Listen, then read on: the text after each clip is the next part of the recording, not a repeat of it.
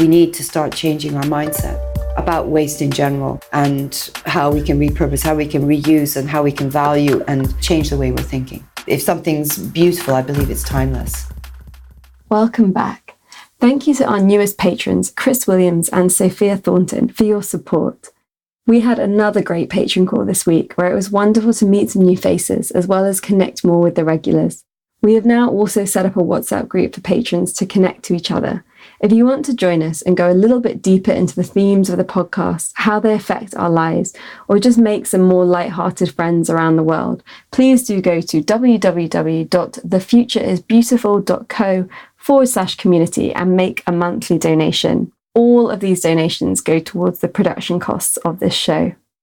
I have also now updated with full details the information about Presence Collective, the new online community that I'm creating, which you can find if you click on courses on our website.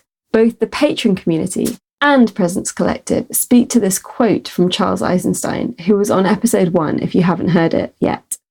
He says, "Seek out other people who reinforce your perception that a more beautiful world is possible, and that life's first priority is not security, but rather to give of your gifts, to play, to love and be loved, to learn, to explore. When those people are in crisis, you can hold them in the knowing of what you know, and they can do the same for you. No one can do this alone." My guest this week is artist and designer Michelle Lowe-Holder. We recorded this last year at London Design Festival as part of the Material Consequences exhibition for Brompton Design District, where she was showing her work, The Urban Forager, which repurposed NOS capsules she found on the streets into beautiful artworks. Michelle's work has been featured in press internationally. She was born in Canada, holding UK and USA citizenship, and has studied at the Pratt Institute in New York and Central St. Martin's in London. Her own collections and projects have sustainability at the heart of them and work with different materials and forms. In this conversation, we discuss the implications of our desire for fast highs and fast fashion, what we can create from waste, and why we need to make things beautiful. I hope that you enjoy this conversation. Welcome to The Future is Beautiful, with me, your host, Amisha Gadiali. On this show, we explore the weave between politics, spirituality, creativity, and sustainability. It's time for us to move beyond silos and into an integrated way of being. Every one of us has ideas and personal experiences to share that can lead us to a brighter future. This is the revolution. Despite the challenges we face as a global community or the pressures that we meet in our daily lives, when we stop and dare to dream, to ask ourselves the big questions, and to share what we are already doing, we create the future that we wish to wake up for. That future is beautiful. I am delighted to be here at London Design Festival with you, Michelle. Lovely to see you. Thank you. Thank you for inviting me. I really appreciate it. My pleasure. Well, we first met must have been 7 years ago when you did your ribbon reclaim collection at London Fashion Week. Mm-hmm. I remember meeting you at Aesthetica, which was the wonderful, sustainable, ethical area of London Fashion Week that we had for several years. Yeah, being very intrigued by your work and your process and knowing that there's a lot behind it. Often we see an item or a piece of fashion or a piece of artwork, and there's always such a big story of what led to the creation of that. Can you tell us a little bit about what it was that made you actually want to be an artist and a designer? Oh, I think that most people just are. Not most people, but I think if you are, that you know at a very young age. I think for me, I just knew that I was going to go into art and design. I just knew from a very young age. That was always going to be my route in some way. Absolutely. I don't think that's conscious. I think that's just, you just are. So, and I think I wanted to go into fashion or costumes. And I kind of oscillated for a long time between the two. I worked in the fashion business for many years, in quite a commercial capacity. And then I came to London to do a master's degree.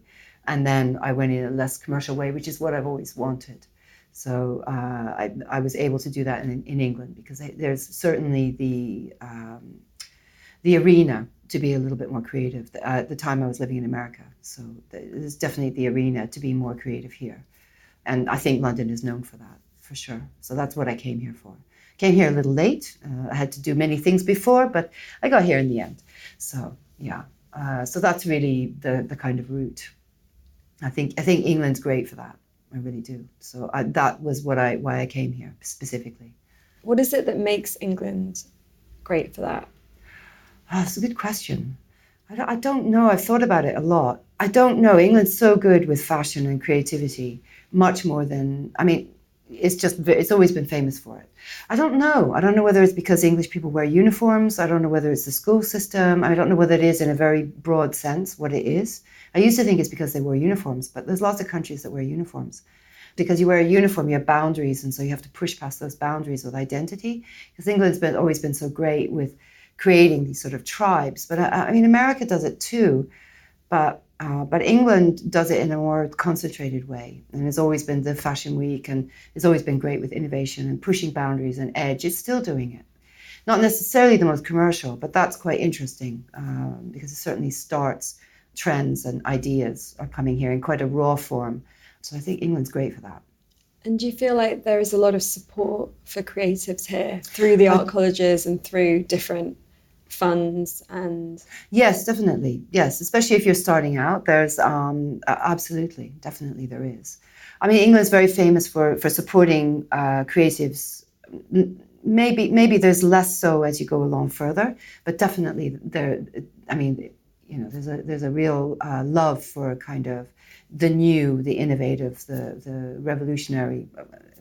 Yeah, it's really interesting. England's very interesting for that compared to places like America. I mean, France and Italy have their own strengths, but I think that's England's strength in fashion, in particular. I'm talking about fashion design. Yeah, so it's quite interesting. And particularly in the sustainable arena, England's been very, very good. I know there's other countries. I know Germany has a couple of trade fairs. Italy has always been amazing at luxury. So Italy is incredible right now in that if they do fabrics and weaving, they are amazing at being able to take the sustainable arena and make it luxury. And that they're phenomenal with. However, on the whole, I think England is probably pushing it further in terms of fashion. Very, very, very, on top of that for quite a while. We have an amazing sustainable fashion community here. Yeah. That really work together as well and have done now for 12, 15 years. Yeah. And that's really strengthened what's possible, because instead of competition, there's been so much collaboration and sharing of knowledge through the ethical fashion forums, Absolutely. through the Source, through Aesthetica, through Fashion Revolution. Yeah. Yeah, absolutely. That's true. All of those have come from England, and there's also Centre for Sustainability at LCF, which is probably the preeminent in the country, led by Dilys Williams and, of course, backed by Frances Corner. I think I've said her name right. So that is incredible as well, and that's very, very important. And in fact, the reason why I mentioned LCF is because I was part of their mentoring program when they started in 2009, and so that really impacted myself quite profoundly, and my design and my thinking. I had been sort of percolating around the ideas. I'd already done a couple of sustainable collections, and already had sort of unconsciously going in that direction. But that just was a catalyst for me to kind of put everything together and really push it in that way. And that's really what I'm more interested in. So yes, there's definitely a lot of things coming out of England. They're very positive in that area. Yeah. When you said you were unconsciously working in sustainability, what does that mean? And what was the difference of making that conscious? Well, I think as a small company, you are already possibly reusing, reappropriating, possibly because of cost and because of what's available to you. So looking at vintage, looking at putting things together, I think there's already, you're doing that, maybe not necessarily from the sustainable angle, but just from the survival angle. So you've already got a kind of thinking around that. But I had already done a couple of sustainable collections, already looking at that, and then popped out of it. I'd done it and then left it. So I'd already been playing with a few ideas. But I think with the mentoring, which was over a year, I was part of the first cohort that was invited to. They mentored us so that we had lectures, and it was a real eye-opener about the broader picture. And that was in, as I said, 2009, 2010. So I decided to start just doing sustainable collections in 2000. My first one was in 2010, so it's 8 years ago. But the mentoring process started in 2009. And I think they just had their 10-year anniversary, which was, so it's 2008. So they had gotten funding to do mentoring. So I was quite lucky to be part of that first cohort. And that was great because they lectured us about things that I didn't know about, the fabrics, cotton, all those things that I now go ahead and I put in my lectures. It was really quite broadening, mind-broadening. It's great. So for our friends listening that are perhaps new to this, I mean, we have sustainable fashion is something that's been a huge part of my own journey, so we've touched on it, but haven't gone into depth yet. Mm-hmm. What is it that you feel are the key issues around sustainability? Oh, wow, that's a big question. That's huge. Oh, gosh, that's really huge. But there's something that Ursula de Castro used to always say. And she made this fantastic word up, which was about really much more about small change. It's actually impossible. I think it's so big that it can be overwhelming. You can't do completely closed loop, zero waste. It's almost impossible to do it completely because we're not set up in the world to do it. So I think it was interesting because she used to have this word, I'm going to try and remember it, but it was kind of saying that you've got to start somewhere and you've got to do as much as you can in different areas. So it's a difficult... That's a big question because it's a huge subject. It's quite complicated as well and quite grey, a lot of grey areas, and because it's such a big area, isn't it? Absolutely. Yeah. I mean, there are key issues such as where materials come from. Yeah, as a huge one, which is definitely a big part of your work. Yeah, and then of course there's the whole issue around how things are made, the labour. What we do with a product once we have it. So as a consumer, as they like to call yes, absolutely. As a human being that wears clothes. Yes, absolutely. What we do with our clothes and how we get rid of them as well when they don't fit or when they're damaged. So there's that whole life cycle. Yeah, the closed loop, absolutely.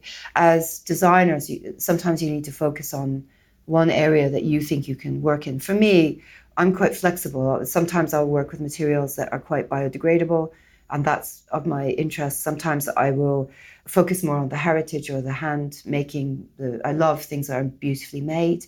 There's also, you might work with a material that has been, made organically, or you might work with something that's end of, it's an offcut, for example, and isn't necessarily going to be the most biodegradable. I have ribbons I've used which are polyester. So you could argue that it's not, but then it is. It's such a complex world. So the ones you focus on, for me, I think each time you try and focus on one area. I know there are some companies that are quite purist, and they'll, for example, have only organic fabrics, and that is their main focus. Or there are certain companies that are more interested in the social context, so they'll maybe like Made works out of Africa, and they're fair trade, for example. They will focus on making sure people have education, schools, and of course are paid fairly. So it's a very, very huge, huge complex area. So I think for me, it's just focusing on something each time. I'm not very consistent, in fact, but for a while I was doing beading out of India. I had the most gorgeous beading. I was working with Soa, and the women were assured that they would get fair pay, they could work at home. With Soa? Yes, yeah. Soa. And so I did that for a while. Unfortunately, I wasn't able to, my contact, that for some reason we weren't able to work together anymore. They weren't able to have somebody in India take care of it, and the system kind of broke down. But which is a shame, because the work was extraordinary. It was beautiful. So that was really dealing with the human element. The main thing is just trying to plug away at everything you can. But certainly other people are more specialized in one particular area. For example, Katie Jones, she would take things apart and then repurpose them. So for me, I'm a little bit more magpie. I kind of pick out, I'm more driven by the aesthetics, and then I want to have, the sustainability is important, but it's often the aesthetics that will drive it, and then the sustainability is fitting into that often. Or sometimes it's the other way around. The materials are so amazing, they could be repurposed, and then that's sustainable. So I'm quite flexible, in fact. So it's hard for me to pinpoint a particular. But I also teach, and I feel that that's really important as well, to make sure that people are educated and they're aware of the bigger picture. So sometimes I feel that that's even more helpful than that you're telling people that aren't aware of what's going on in fashion. You teach fashion students? Yeah, I lecture. I'm a lecturer as well. So I do lecture on materials. That's my specialty area. And of course, materials, as you just touched upon, there's all kinds of things around materials. Who's making it, where it's being made, how it's getting here, all those kinds of things. And use of water. Everything. Pesticides, what country it's being made in, are people being paid? There's so many issues around it. It's huge, isn't it? So yeah, it's a huge area. With me, I'm a bit difficult in a way to pin down in a sense. There's quite a few designers that are very, very focused on one particular area. Yeah. What do you feel like the role of fashion is in our lives? Because for a lot of people, they just wear clothes and they're not really part of this sort of thing that we call the fashion world. And having kind of been in the fashion world myself as a designer, and then for Ethical Fashion Forum and as a journalist, and the different elements that I've done in that movement, when you're kind of in the middle of it, it's so kind of detailed and it is its own thing. And then I wonder how much of that translates to people that just buy clothes. Yeah, I don't think it does. I think at the end of the day, it's very basic. People just want to feel good and look good. I really don't think it's that. Yeah, I think it's that. And I think it's identity. It's an unconscious, we were talking about unconscious earlier. It's an unconscious tribe, or what you're projecting out. It's your unconscious tribe, isn't it? And you're not even necessarily conscious of what you picked. You're picking your tribe, and you're picking what you think is attractive, or your statement about yourself. Everything you pick is a statement about yourself. That it's identity, isn't it, really, at the end of the day? But with that identity, we have to let people know the cost of that identity and the issues, because fashion, I think, is it the second most polluting business in the world? Yeah. It's making people aware of the problems around it. And one of the issues is the fact that we're so far away from where clothes come from. They feel like they're come out of a machine. We just are so far away from that. And there's something really interesting with the clothing industry being so behind the food industry, whereas the food industry is a little bit more advanced in terms of people wanting to buy free range and organic, and was it pole line fishing, and there's a little bit more advancement in the food area, because we put the food inside, and somehow we haven't been able to translate into what we put on our skin. So the food industry, I feel like, is much more, people are much more conscious and making much more decisions, maybe perhaps saying, I don't want a chicken egg that has been in a cage. I want a chicken that's been walking around free and it's better quality, and I don't want chemicals, but they accept that to put it into a fabric that will go into landfill and will go into your body, on top of your body. So it seems a bit, I don't know what that is. We seem to be able to relate to it more if we put it inside our body. The fashion business is definitely behind in that area. But in terms of your regular person buying fashion, I think it's the way you feel. It's very what you project. Do you want to be attractive to people? I guess that's it. Yeah, I don't think it's that deep in a weird way, you know. And then what then is the purpose of creating fashion kind of within the industry and as design? Yeah, I mean, of course, there's keeping warm, keeping cool. There's the functionality, of course. But of course, it's so much more than that. It's emotional, isn't it? Yeah. But that's not what people go to fashion school for, to No, learn how to no. keep people warm. No, absolutely not. I mean, I guess you could say it's driven by commerce. You know, at the end of the day, it's a business, isn't it? It is a business.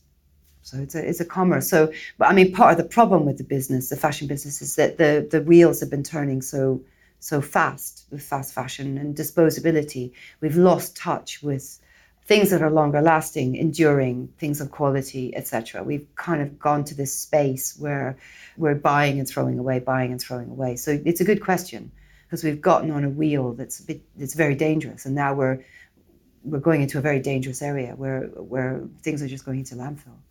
So they're losing their meaning. Yeah. So we want to apparently change our identities or so quickly, and we're not buying things of value that we hold on to. Yeah, it's definitely a big question. That's for sure. Yeah. Why are we doing it? Is it the business that's driving that, or I don't know? Is it something bigger that as a people we need? We seem to be hungry for more and more. Yeah.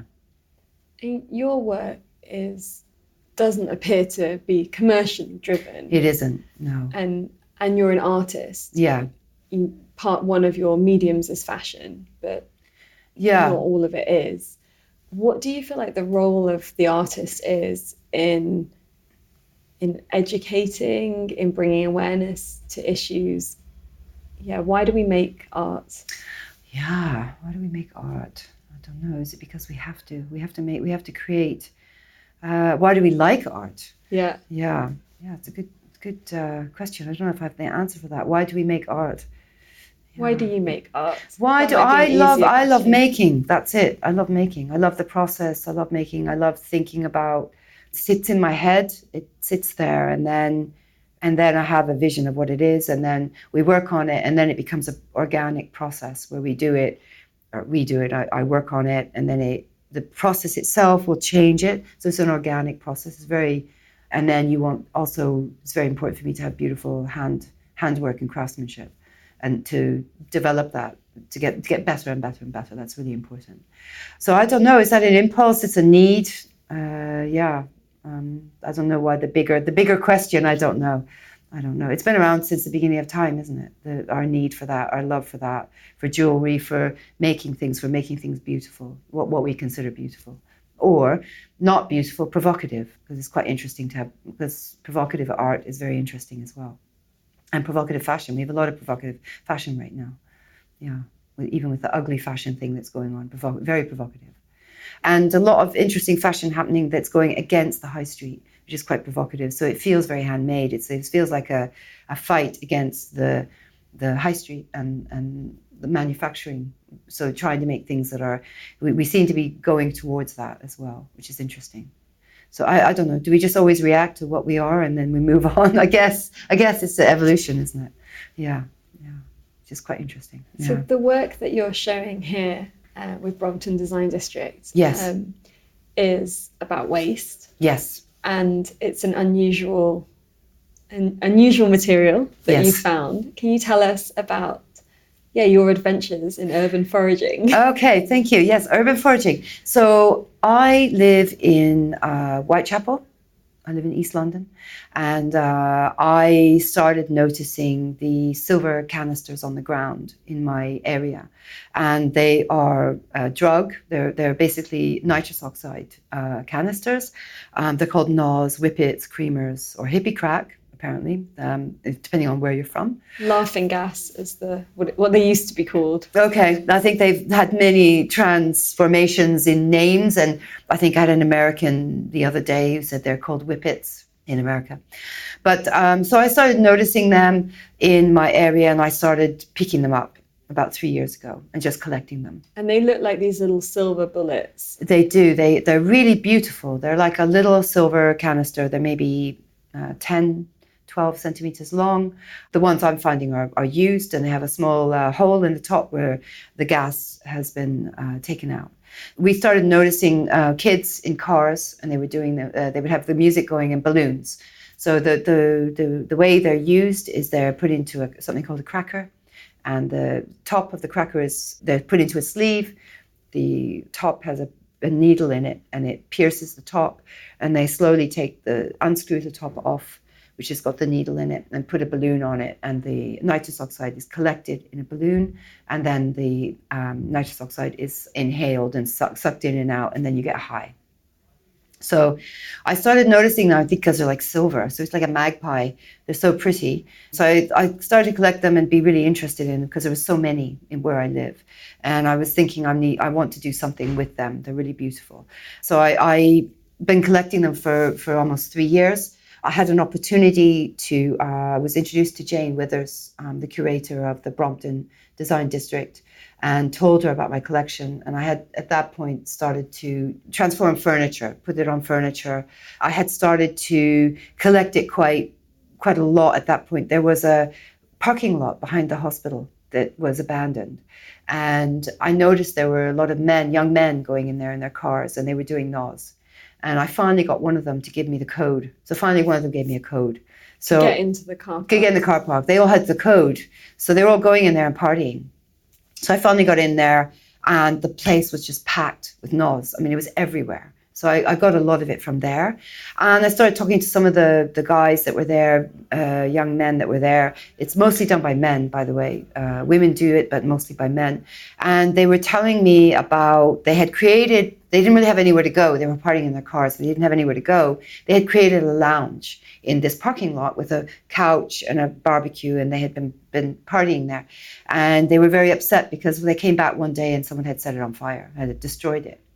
So the initial idea of doing the couch was to replicate their lounge, this idea of this NOS lounge, which was a NOS couch. That was the original, the way it came from. And so I showed this to Jane, and she was very interested in it because she was to go into the material consequences exhibition, because she's talking about materials loss and material waste. So we started to do a documentary, and also I decided to ask various artists to come in to collaborate with the idea and the issue. I wanted to create like a huge wave to sort of show how many I've collected. I've collected thousands now. And so we did that, and we did it with 3,000 magnets. So that's one of the exhibitions.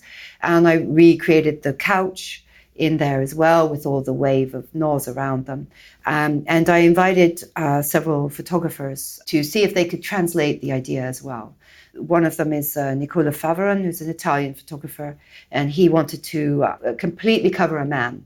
So we actually taped a man in magnets. We took masking tape and covered his whole body and then photographed him, which was really amazing. So that was Nicola's, he calls him Balloon Boy. So, and then he put a balloon on the head. So that's one of the artists. Then I worked with a woman called Polly Penrose, who's a British artist. And she works with her body in space.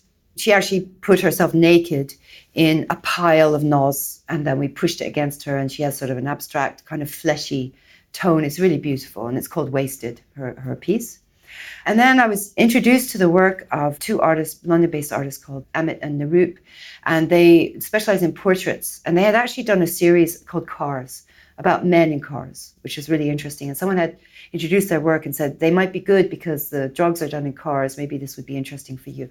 But I approached them, and they were more interested in the teenagers that are doing it, the kids.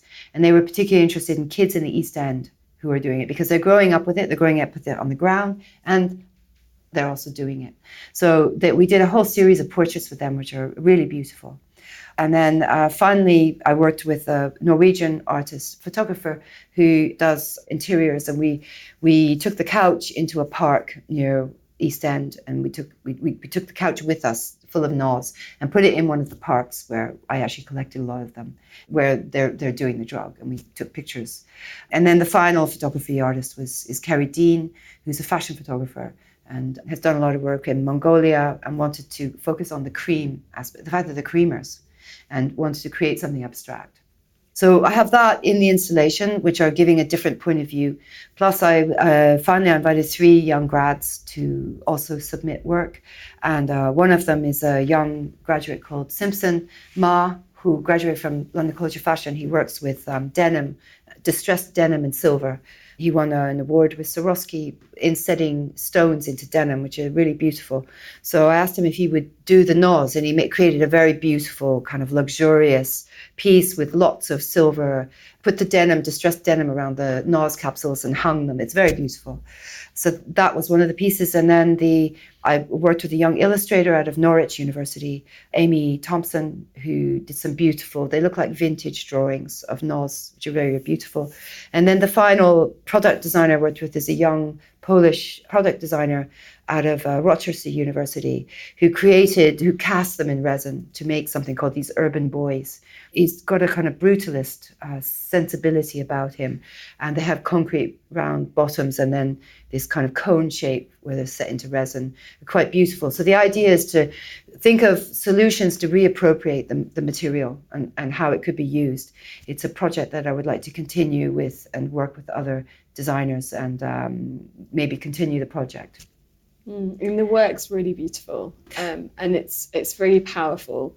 And so just for our friends listening, because obviously you haven't seen it, but you can see pictures of it, we'll post the links. When you're referring to NOS, you're referring to the capsules. So Absolutely. When you're taking a sofa of NOS, you're taking a sofa that's made from the capsules. And yes. they're silver, they're very striking, they have a beautiful shape. Yes. And so the artwork that you're showing is very powerful, because if you live in England and if you live in somewhere like East London, yes, as I do, you do see these capsules around everywhere. Yeah, they're everywhere. They're everywhere. Kind of around the bins, especially on a hot summer's day. Yeah. And it is part of youth culture here. It's a very quick high that lasts 30 seconds or something. Yes, that's what I'm quite interested in. Obviously, I'm talking about the aesthetic, absolutely. And I'm thank you for saying they're quite beautiful because they're silver. They look like they're chromed. They're very beautiful. I think the artists that I've worked with have done a fantastic job. They've done beautiful. Each has their own sort of take on it. Gives a different element. They're beautiful works, actually. The pieces themselves are gorgeous. I mean, they're silver, they're glittery. They almost, when you see the big wave that we created out of magnets, it looks like sequins. They look like some kind of glittery. You don't even know what they really are. They certainly don't look like waste. They're really beautiful. But in fact, there's obviously a social implication where people are, why are kids doing it? But then again, kids have always gotten high. Our society's always gotten high since the beginning of time. But what I'm more interested in is the fact that it's not even a 30-second high, it's a 15-second high. And essentially they're made out of punched steel and they're just being thrown on the ground. These pieces are being made with energy. A lot of them are coming from Taiwan. They're being made in a factory. They've been then packaged in a paper box that's been printed, and then they're sent to distributors, and then from the distributors they're sent to shops. I mean, there's a huge amount of energy, and if you're talking about closed loop, transportation, paper, printing, steel, it's just insane the amount of energy and materials it's paper and steel essentially, but still we've got a lot of energy consumed in it, and it's a 15-second high, and it's just thrown on the street. This is insane. That kind of value system is insane, that would just be thrown on the street. And I've literally found and picked up all of these myself on the street. So that's really what I'm hoping, that someone goes in there and is just shocked by how many me as a person has been able to collect. It's astounding. I shouldn't be able to collect that many alone. It shouldn't happen. It's just crazy. So NOS is quite interesting. Of course, we've always had drugs. I mean, of course, there's always been alcohol, etc. But this is a extremely polluting drug. Okay, so the biggest drug in the world, of course, is alcohol. But NOS has gone up 30% in the last year. It's the biggest polluting drug, especially in England. Having said that, it's very interesting because during the exhibition, we've had a lot of people come from all over the world, because the London Design Festival is such an international show. And we've had people come from Germany, Austria, Switzerland, from Italy, Spain, Portugal, and they've never seen them. So it's very much a British youth phenomenon. I mean, English youth really love festivals, so the festivals are being used. Carnival, people have told me, are just silver afterwards, and a lot of the festivals, they said the fields are silver, glittering silver afterwards. But those are one occasion you would do it to party, but I'm talking about something that's being used in a much more constant way. And that is by the youth. I mean, East London is just one area. I've had people come in from Peckham, from South London, from North East London, from all over. And they're saying, even Hampstead, people are saying, oh yeah, they're all over Hampstead Park as well. So it is all over. It is very British. And I had a young designer in the other day from Liverpool who said that it's all over Liverpool.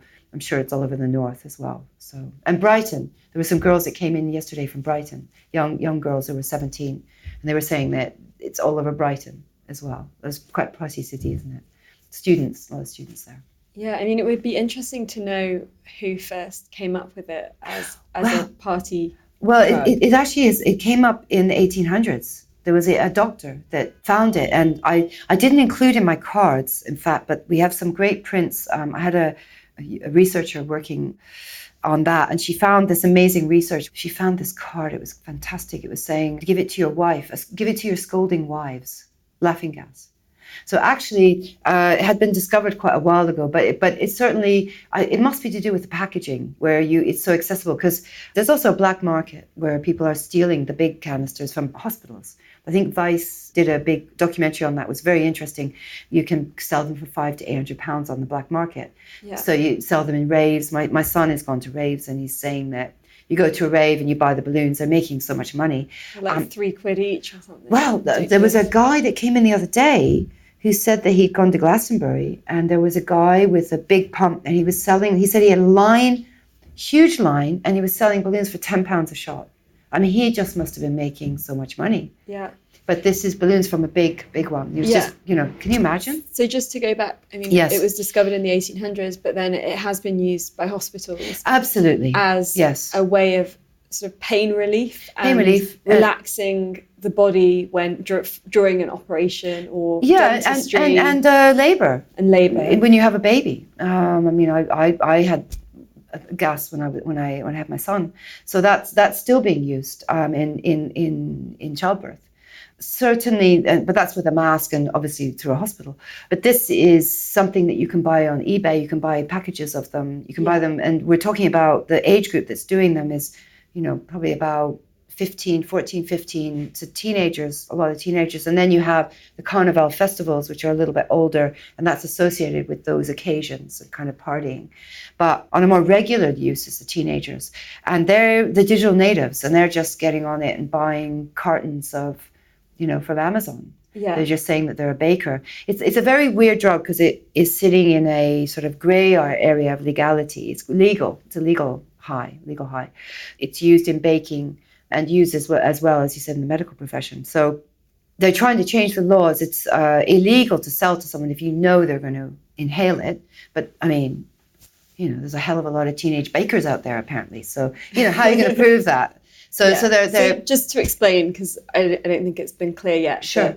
But, for bakers, the canisters are given so that you can make whipped cream. Yeah. And so then, of course, it's sold so that people can buy it to make whipped cream. So that there was a genius at some point that realised that, probably stole their mum's canister. Exactly. Who was making whipped cream. Right. And then went, oh, wait, this is the same thing they give you in the hospitals. And that's put a balloon on top of it. Yeah. And then, of course, now it's become this huge phenomenon. And we hope that from this podcast, it doesn't become an even bigger phenomenon. Yeah, that's so funny. It's interesting that you said that, because I had a young boy, a very smart boy, came in, and he was about 15, and he was very kind of upset, saying, because we're right by the French lycée.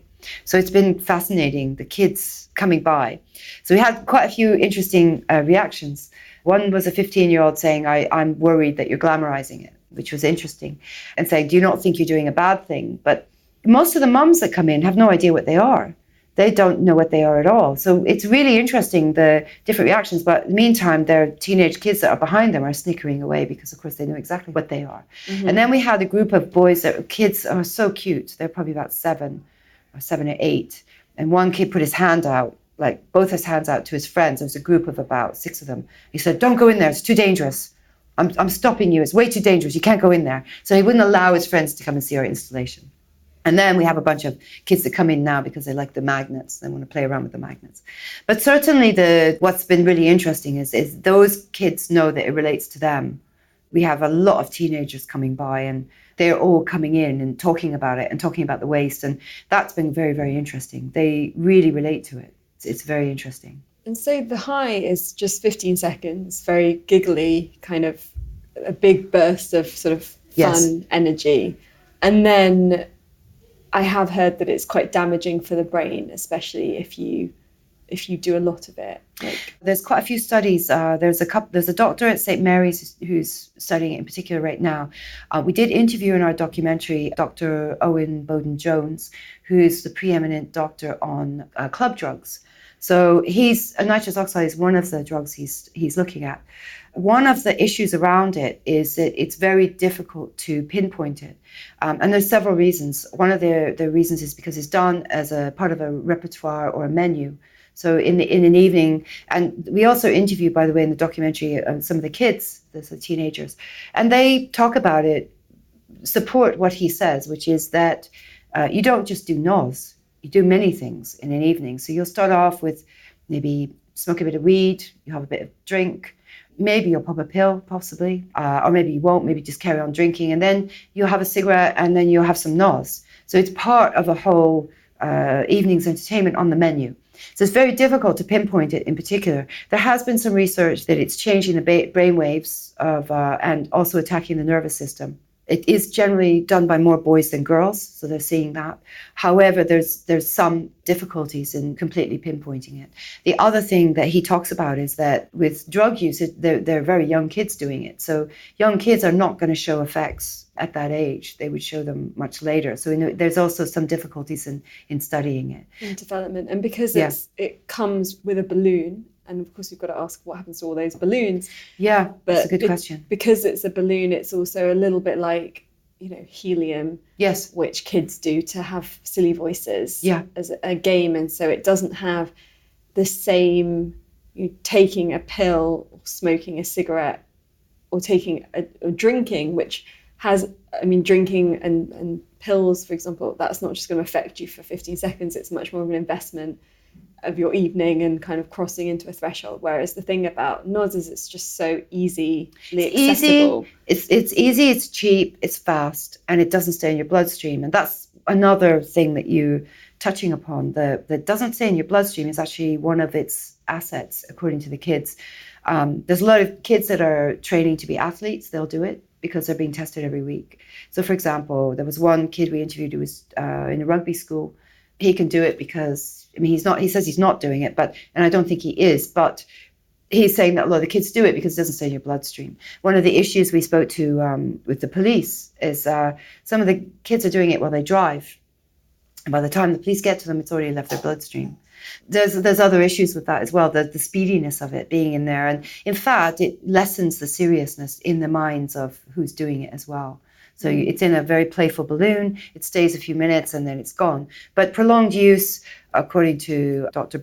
Owen Bowden-Jones, says that it's also B deficiency, and there is some supporting evidence about attacking the nervous system and brain waves. It can't be good for you in the long run. So there's definitely that issue, which we do look at. The overriding interest that I have in particular is the material waste, which is the fact that we're actually throwing away steel on the ground. So I want to come into that, but just as a link, we were talking earlier about fast fashion and the waste that's creating and what that's doing in terms of labour, in terms of landfill, where all those clothes are going. And then here we're talking about a very quick high that's very easy, disposable. And then, of course, it's creating all of this waste. So there's something happening in our culture where we are interested in just getting it really fast, the thrill of it, and then doesn't matter what happens after that. Absolutely. And in fact, we have a discussion with Professor Dilys Williams, and this is actually what she focuses on is the idea of culture being so disposable. And what is that we're allowed to be, or that we not allowed to be, that we're comfortable with that disposability. And that's actually what the issues that she talks about. Dilys is going to be on the show soon as well. Okay, well, she's talking about that in particular, and she actually relates it back to fast fashion, what you're saying, it actually directly links to what she was interested in, is that's like Primark, where you just throw it out. How can that be? And the fact that it is 15 seconds also devalues it. It devalues the material.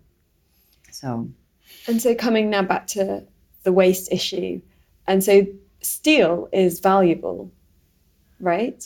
Yes, it is. It's interesting because when we did the documentary, we were kind of learning as we went along. I went in with a very particular idea of what I thought happened to these, which was actually wrong.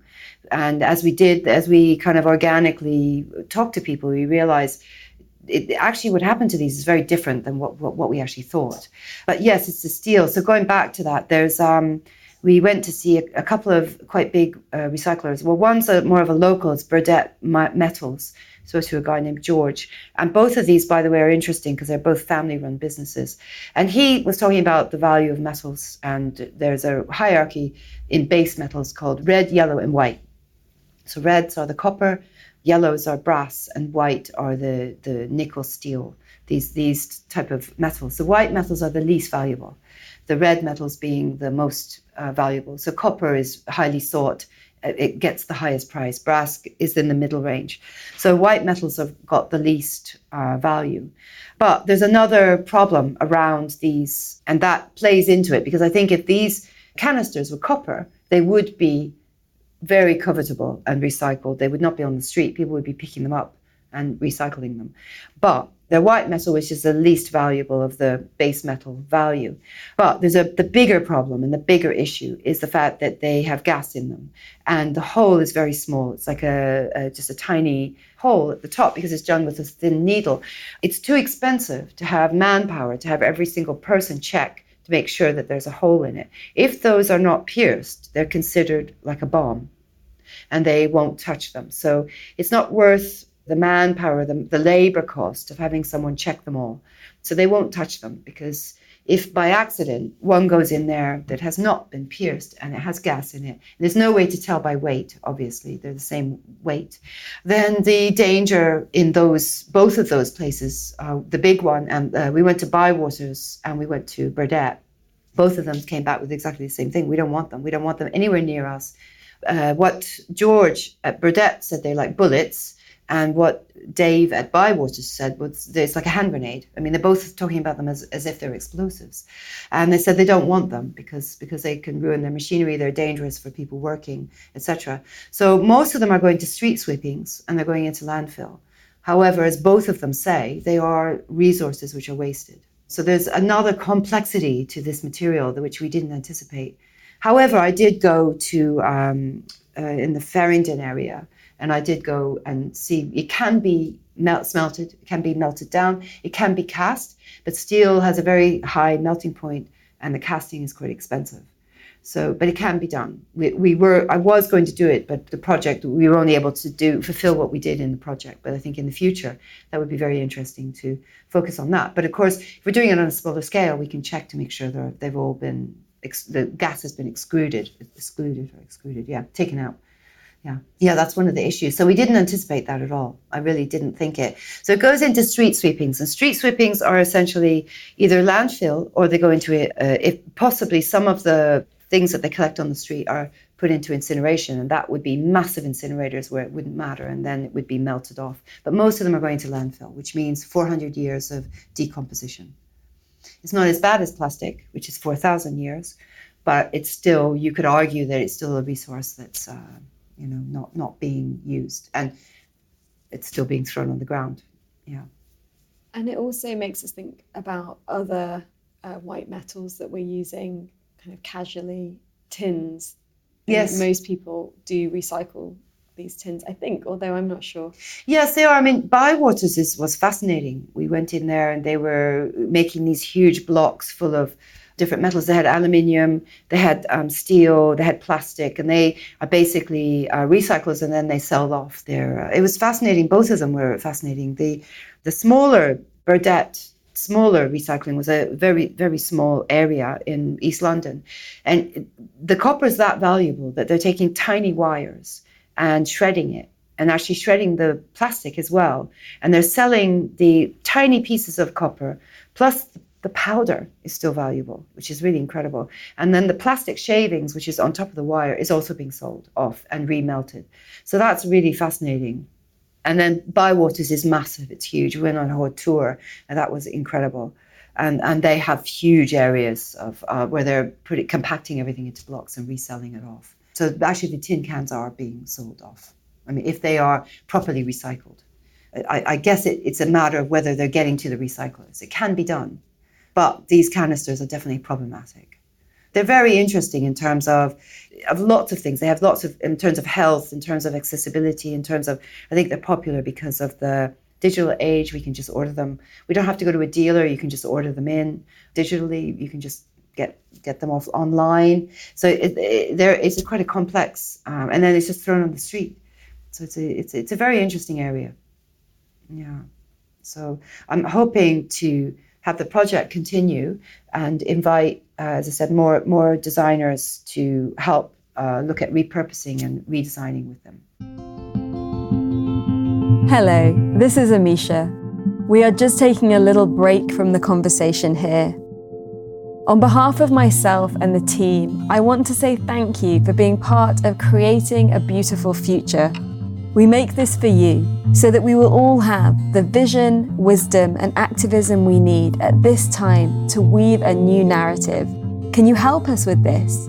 You can do that by making a monthly donation to the podcast to cover our costs. Just the equivalent of a fair trade banana you might eat or a chai latte you might drink whilst you listen to this will make a huge difference to us. Head to www.thefutureisbeautiful.co/community to become a monthly patron. And the other thing is to tell your friends about this podcast so they can tune in too.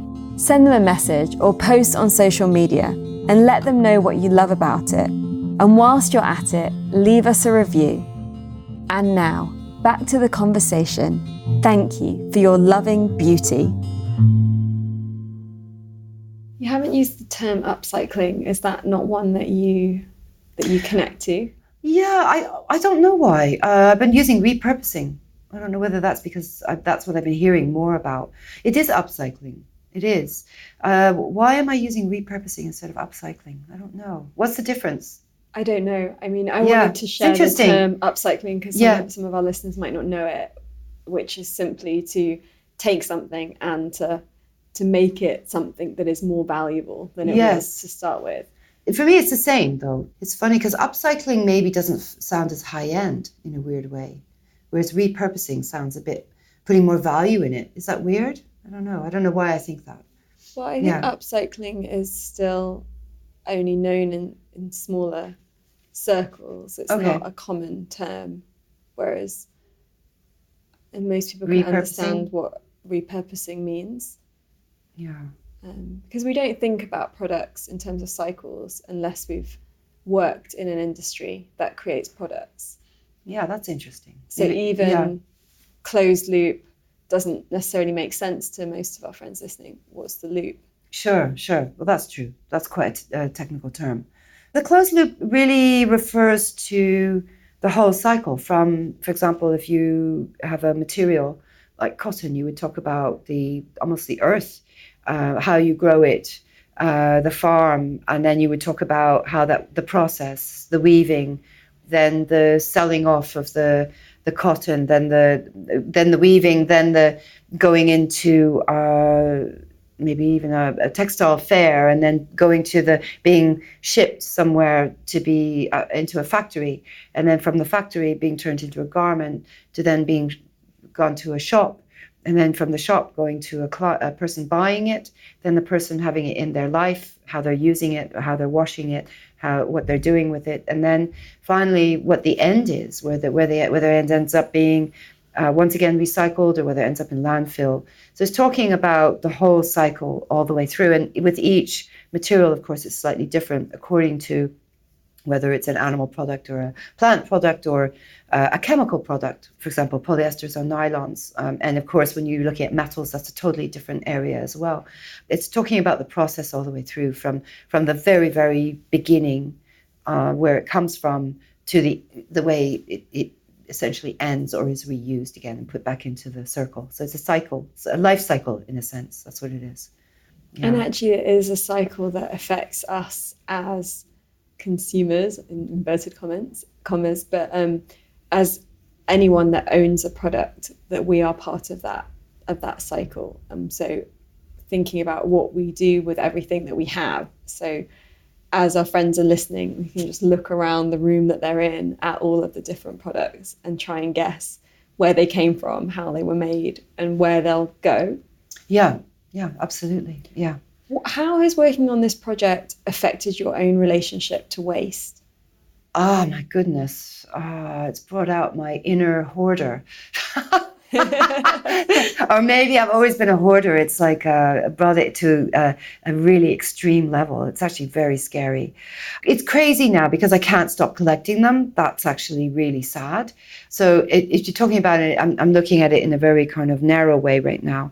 I'm more interested in a bigger way because the project is very interesting that you're doing. Very specific. But it's very specific. Absolutely. And I'm interested in what we can take away from this, that we can bring into our own lives and that we can bring into our society.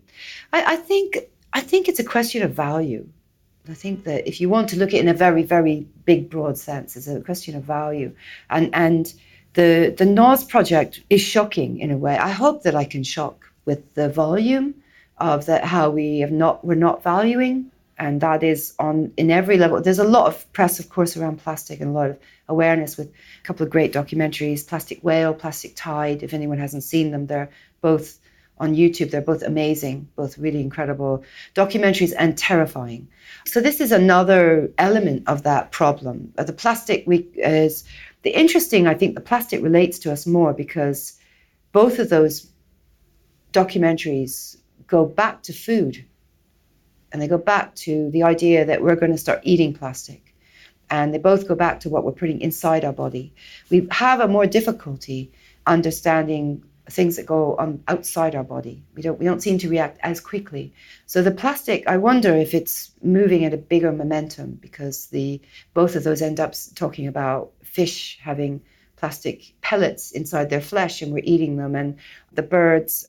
That's really, really interesting. We start to get very, very fearful. And maybe it's just very kind of basic. We're fearful of what we put inside our bodies.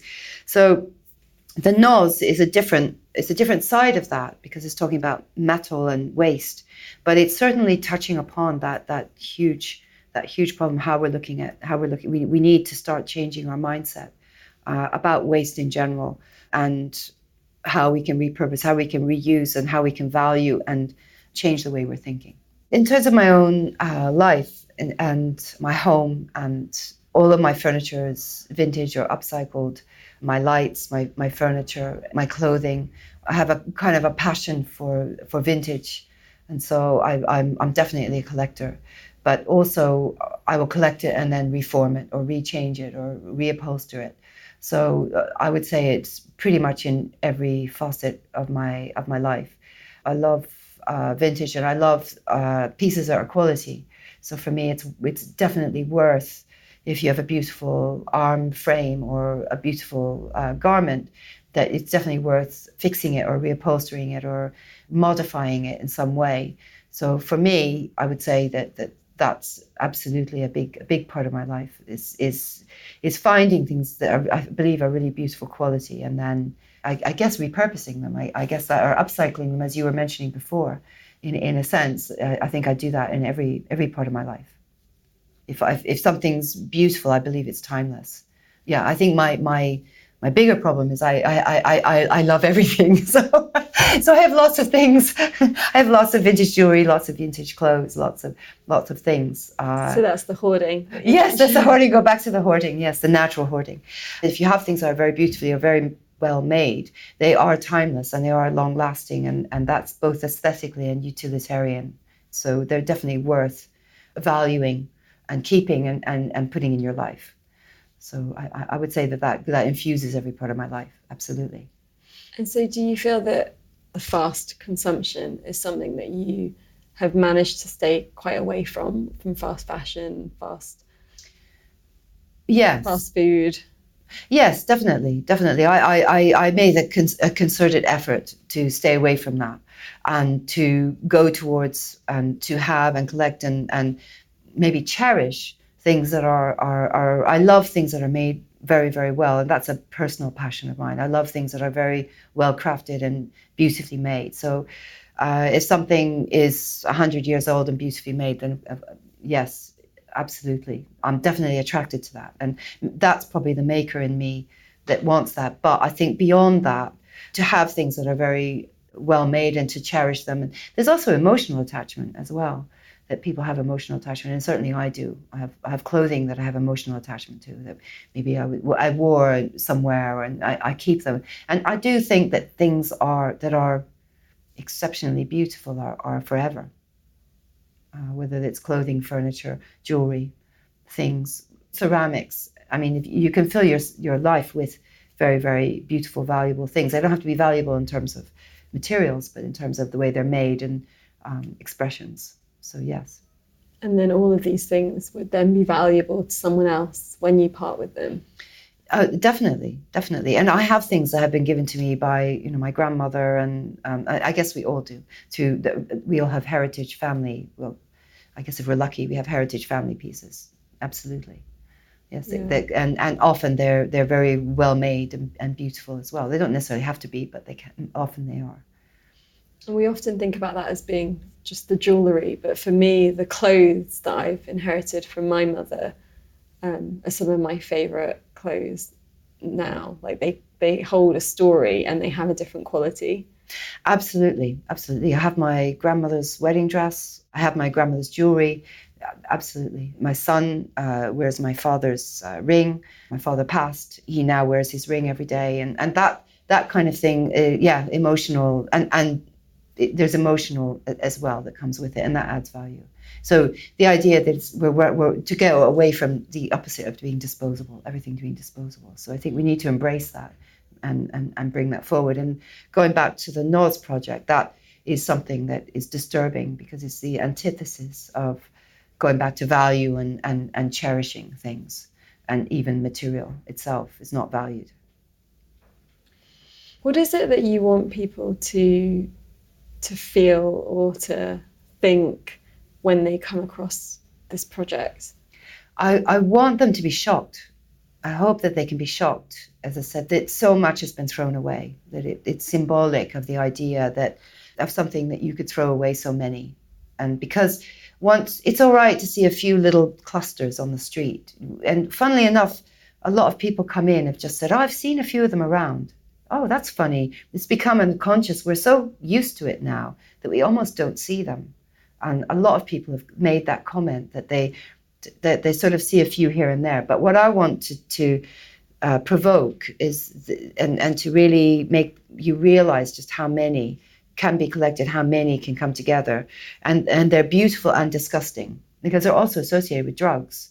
So there's a sort of a friction there as well, because they're quite beautiful. They're silver, they're glittery, they're quite, you kind of are drawn to them, but they're also a drug. So they're quite dirty as well. And I picked them up from the street. So there's a dirtiness around them as well. So they're quite provocative in that sense. They're beautiful, but they're dirty, but they're bad, they're good. And there's so many. And that is scary. That's really frightening. So I hope that is what it provokes, that kind of feeling. So going back to, you're asking me about what do you hope to communicate, that's definitely, I hope it's provocative with mass, the idea of mass. I should not be allowed to pick up so many. I shouldn't, I shouldn't be able to do that, but I have. And that's sort of a statement about being wrong in a way. But I also think the beauty is also really interesting. They are actually very well made, by the way. They're very beautifully made. They're incredible. I would love to go to the factory and see them being made. See them all being punched out. That would be fascinating. To see the whole thing, the whole process would be incredible. Yeah. So that's quite interesting as well. Great. Yeah. Thank you so much. It's been really interesting to talk to you.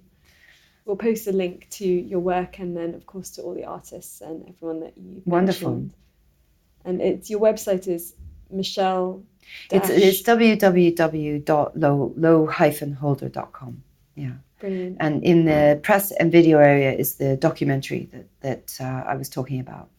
Great. Thank you so much. Yeah, thank you. Thank you for having me. Thank you. Thank you for spending your precious time with us. As always, you can find links to everything we mentioned in this episode, download our book, and discover so much more over on the blog. We don't believe in selling you things you don't need through this podcast, and so it's made possible with you, our community. If you loved this and would like to fund our show with a monthly donation or join our online group to connect with other listeners, please visit www.thefutureisbeautiful.co and click on Community and Support. Please also share with friends, hit subscribe, and leave us a review so we can grow. Those gold stars really help others find us, so these ideas can spread. Here is to us, creating a beautiful future together. The Future is Beautiful is made by an all-female team working voluntarily or on reduced rates until our listener support grows. If you have been moved by anything you heard here, please donate the equivalent of buying us a drink. All donations make a huge difference to us and will allow us to keep doing this and remain advertising free. Until next time, I leave you with this question. How will you create beauty in the world?